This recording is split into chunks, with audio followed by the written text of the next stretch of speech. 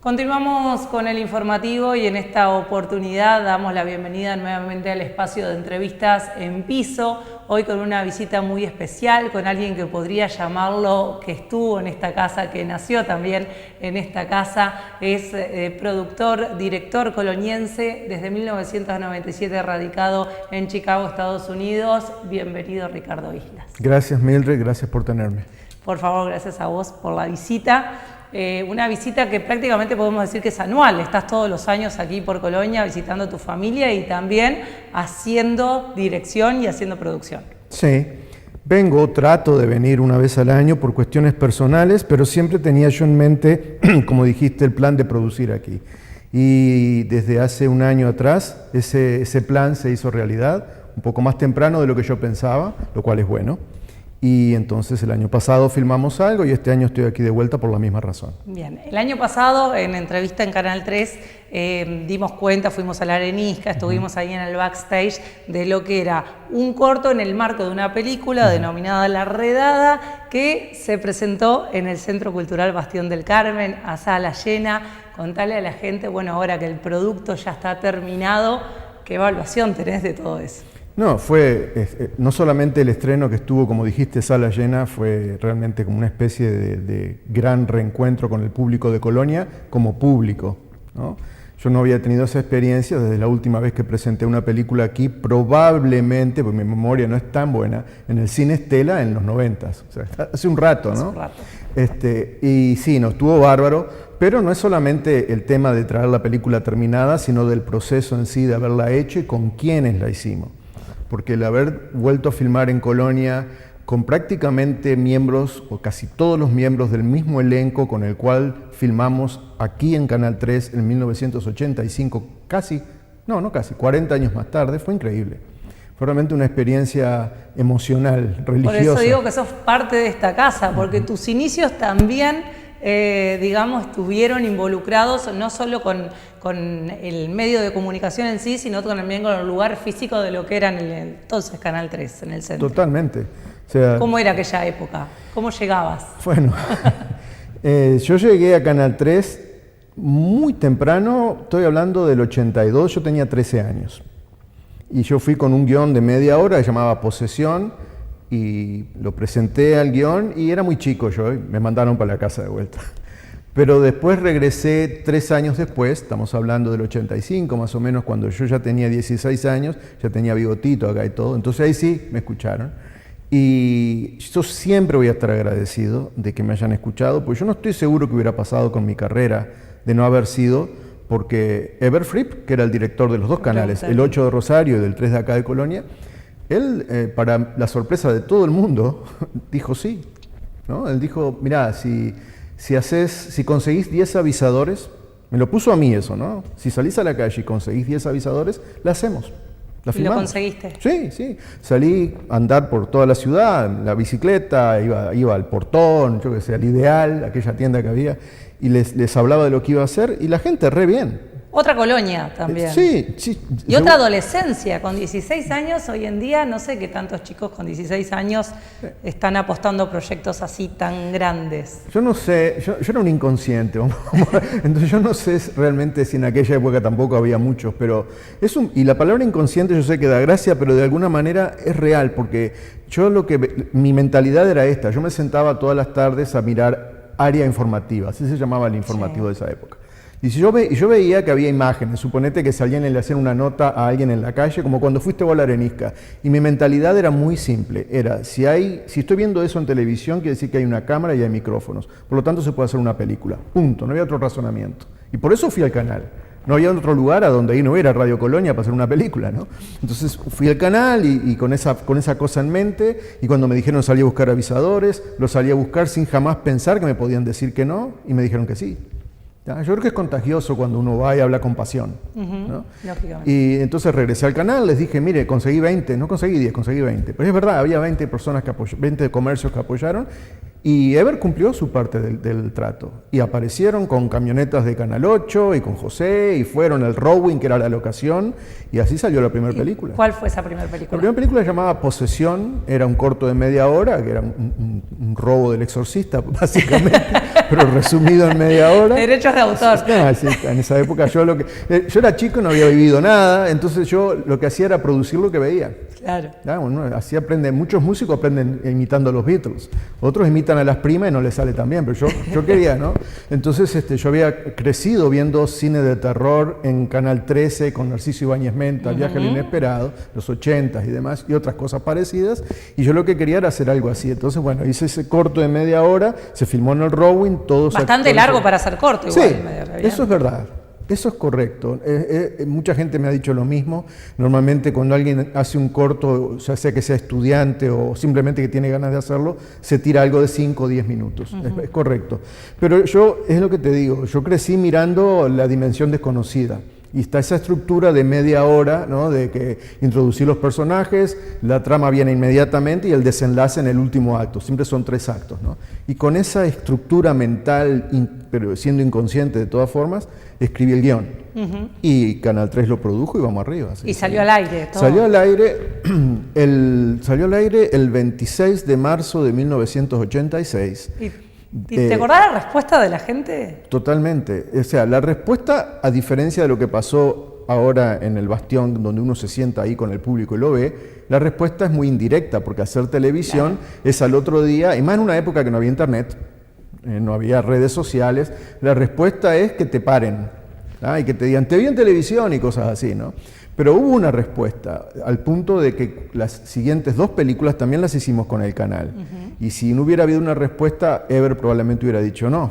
Pero dijo sí. ¿Y cómo se conseguían los actores en aquella época? Porque también había un poco de inconsciencia y de querer jugar un poco con lo que era la imagen.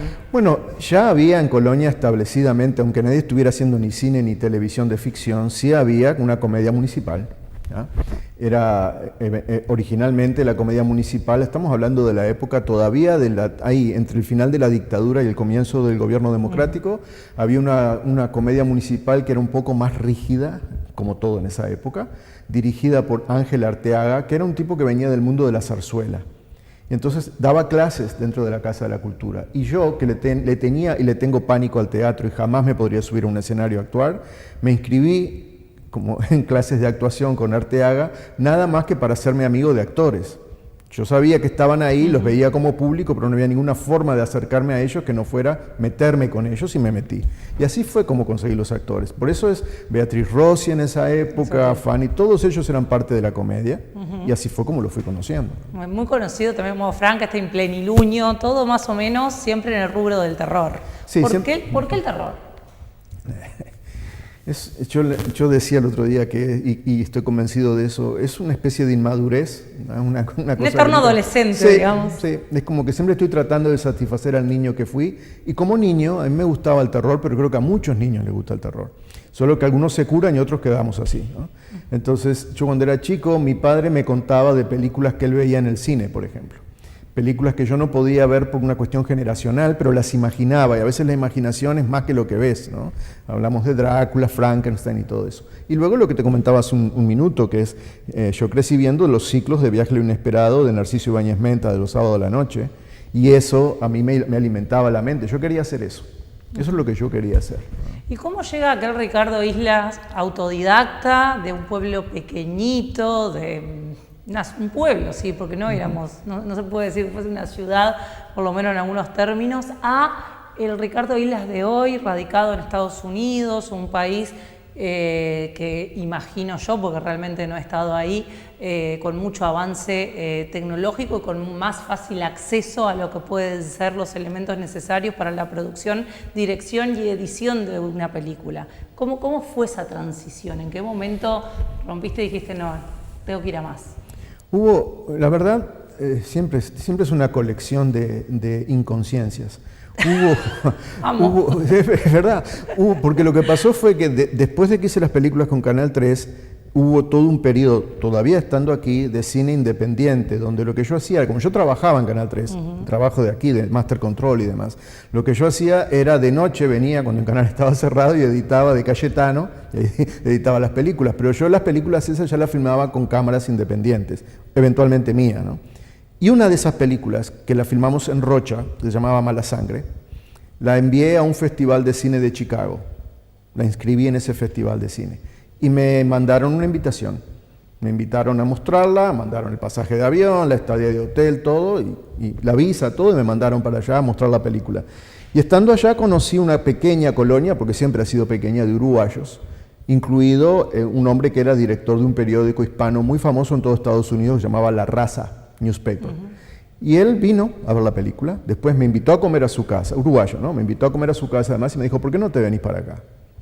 Fue una cosa así, me dice, si veniste de una mano.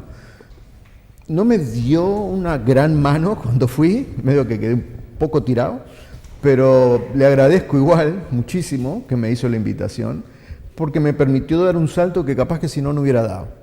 O probablemente no habría dado. Pero no lo dudaste demasiado tampoco. No, no lo dudé mucho. Lo único que me hizo dudarlo fue que cuando regresé del festival, con esa invitación y yo pensando, ¿qué hago? ¿Lo hago? ¿No lo hago? ¿Me tiro para allá? Y estaba en esas cuando gané aquí el primer festival del FONA que hubo en el Uruguay, el premio FONA, que nos dieron a 3 directores uruguayos, yo fui uno de ellos, y eso venía con $50.000. Entonces lo llamé a este hombre de allá de Chicago y le dije, mira, se me atravesó esto, que no está nada mal, déjame cumplir con esto primero, terminar esta película y luego regresar. Por eso el festival fue en el 95, pero yo no me movía ya hasta el 97. Estuve ese interim ahí. Entonces fueron un montón de cosas que pasaron al mismo tiempo que tampoco me dejaron pensar mucho. Se dieron muy rápido, fue todo muy loco casi. Por eso es un cúmulo de inconsciencias. Un cúmulo de inconsciencias. Y me tiré al agua, como te dije, quedé medio tirado allá por un tiempo, hice de todo, incluido cuidar autos de noche en la nieve, de todo hice. Pero no duré mucho, no me puedo quejar, no me fue mal, no pasó mucho tiempo antes de que un colombiano que estaba produciendo una novela, según él, no era una novela, pero él pensaba que sí, me dijo si no me animaba a trabajar con él en eso, y entonces agarré las riendas primero ayudándole, después escribiéndola y después dirigiéndola, y cuando quise acordar, el tipo me estaba pagando un sueldo y yo estaba haciendo lo mío, y de ahí para adelante sí ya agarré trabajo en televisión y seguí. Eso te iba a preguntar, hoy en día, ¿dónde trabajás específicamente? ¿Allá? ¿Cómo se maneja?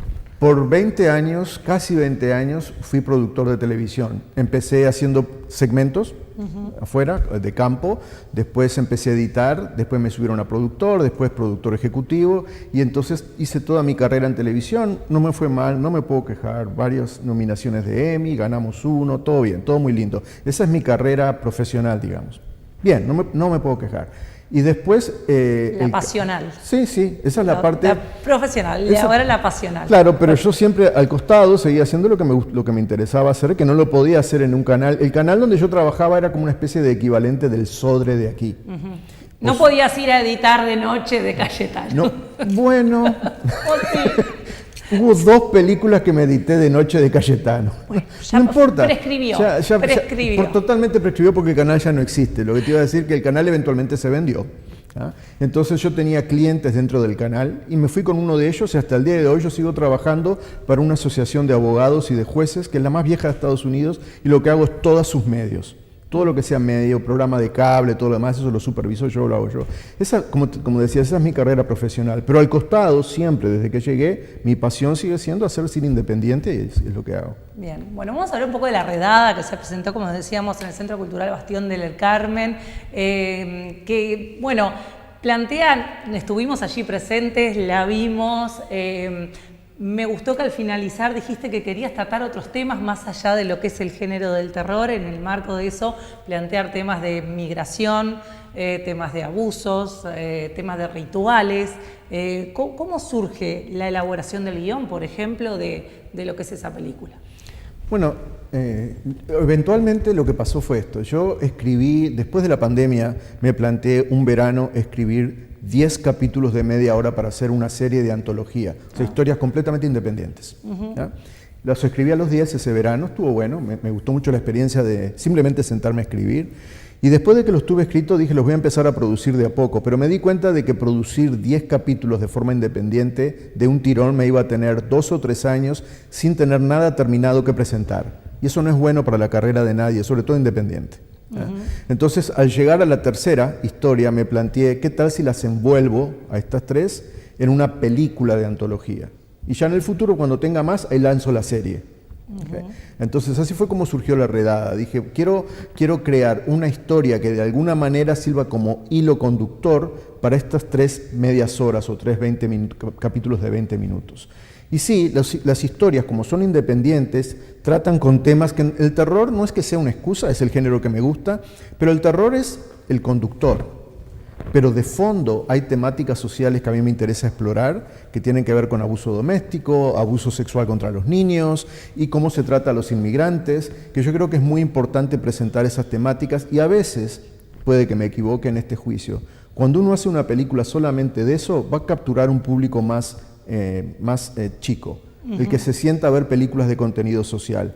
Pero si uno mete ese contenido dentro de una película de un género tan popular como el horror, va a atraer ojos que de otra manera quizá no se hubieran sentado a verlo. Y bueno, tú estuviste ahí un momento en que una señora muy correctamente se levantó y quiso hacer una defensa de la iglesia y demás, y esa es la clase de conversación que a mí me interesa crear con el cine. Es verdad que cuando yo estaba acá lo único que hacía era copiar a El Exorcista o a Drácula, pero eso porque tenía 18 años, ¿no? Pero entonces ahora que ya pasé yo mismo por ser inmigrante durante 30 años y por muchas cosas personales que la vida de un inmigrante que son difíciles y demás, entonces tengo una perspectiva diferente y trato de volcar en casi todas o prácticamente todas mis películas un poco de eso. Bien, llama la atención también que en todas tus películas siempre hay una actuación tuya, sos el Quentin Tarantino nuestro. No, la verdad, durante un tiempo estando allá, dejé por completo de actuar porque estaba tan preocupado de lo que pasaba detrás de cámara y como mencionaste antes, hay tantas tecnologías nuevas que sentí que mi atención tenía que estar enfocada ahí. Pero después me pasó algo que hace unos viajes atrás, y creo que estuve contigo en ese viaje aquí también, yo vine a ser como actor, y me llenó de sorpresa eso, una película que se llamó Al morir la matiné, que se filmó en Montevideo. ¿Ah? Una película hecha aquí. Y entonces eso me devolvió el gusto por actuar. Yo ya lo había dejado. ¿Okay? O sea que en realidad no en todas mis películas que he hecho ya actué. De hecho, en la mayor parte no actué. Pero a partir de eso que ocurrió justito antes de la pandemia, en 2019, principios del 20, que hicimos esa película, y el hecho de que gente que yo ni sabía que yo existía para ellos, me hayan llamado a Estados Unidos, vení para acá, queremos que seas el asesino de la película, me despertó el bicho otra vez, ¿no? Me despertó el indio. En La Redada tenés un rol muy importante. Sí, no voy a spoilear. Está bien, es pequeño, pero es un poco, pequeño, pero no tan pequeño. Sí, es un poco lo que te decía. Cuando yo escribí La Redada, yo estaba pensando en hacer el papel del agente principal de inmigración. O sea, el que tiene varias escenas durante toda la película. Y luego, por esas preocupaciones que siempre tengo de no faltar detrás de cámara en lo técnico, decidí tomar un papel más chico, ¿no? En la película que estoy filmando ahora, por ejemplo, no tengo un papel más grande, pero es porque la productora me lo pidió. Pero es muy difícil. ¿Te gusta actuar? Sí, me encanta. Me encanta. Yo, dentro de lo que es todo lo que yo hago allá, por fuera de mi trabajo, actuar es algo que hago también, pero no tanto para mis propias películas, sino para otras cosas. O sea, soy parte del gremio allá, entonces a veces me llaman para series, esas cosas, ¿no? Tipo Chicago PD, todo eso. ¿Qué es lo más difícil de poder crear un film de terror? Los fondos, me imagino yo, conseguir los fondos, pero además de eso. Sí, bueno, yo trato de financiar mis propias cosas porque algo que yo creo que nunca podría hacer es dar vueltas durante 5 años para tratar de conseguir fondos, que es lo que a mucha gente le toca hacer. Yo no tengo esa paciencia, por eso prefiero trabajar con un poco menos de plata, pero no tener que esperar, ¿ya? Entonces, yo no te diría que para hacer cine de terror, en mi caso al menos, lo más difícil son los fondos. Creo que lo más difícil a veces es conseguir el elenco correcto. Bien. Porque es más fácil para actores poder encarnar la historia de una persona que está atravesando un divorcio, ¿ya? Que nos podemos todos más o menos imaginar que se siente, que decirle a un actor, ahí viene una momia que salió del sarcófago y que te va a matar. Se requiere de un nivel de experiencia, de imaginación y concentración que un actor que no tenga una experiencia constante en el set quizá no va a tener, aunque tenga el talento, no va a tener la experiencia, no va a estar fogueado. Entonces, claro, los actores que tienen experiencia y están fogueados están trabajando en Hollywood. Y los demás hacemos lo que podemos. Bien. Estos días vas a estar grabando escenas ¿de qué película?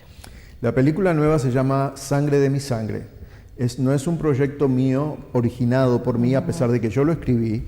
Es de una productora, actriz colombiana que se llama Jenny Sánchez, que ha trabajado conmigo en varias películas desde los 90s, y ella se aproximó a mí con esta historia. hicieron un intento de escribir un par de guiones, no funcionó bien, al final terminé escribiéndolas yo y la estoy dirigiendo y ahí sí estoy actuando también en un papel más grande, lo cual es un poco un reto, porque estoy haciendo las dos cosas, dirigiendo y actuando. Pero bueno, ahí vamos, ya filmamos en Colombia una semana, estamos filmando ahora ya en Chicago y en otras partes de Illinois. Esta semana que estoy aquí en Colonia estoy filmando partes que tienen que ver con Colonia, con actores de aquí, y luego me regreso allá y tenemos planeado terminar de filmar para para mediados de septiembre. Que no va a ser terror, me decías recién. No es terror. Rompés con la regla. Hacía falta que viniera alguien de afuera para que me dijera hacer otra cosa para que no haga terror.